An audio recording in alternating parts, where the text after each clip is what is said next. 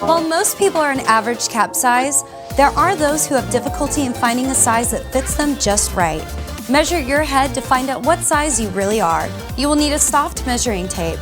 The first measurement will be ear to ear, from the top of one ear, reaching towards just below the crown area of your head, and over to the other side. This will tell you how much room you really need in your cap. Next will be your circumference, which is where your wig will sit. Your third measurement will start at the front of the hairline and end at your nape. If all of your measurements lead to multiple sizes, always go with the ear-to-ear measurement. Mine is 13 inches. My circumference is 20 and a half, and my front to back is 13 inches. Typically, I can wear a petite average, or an average, because most wigs come with adjustable straps that allows you to tighten your circumference up to an inch to an inch and a half.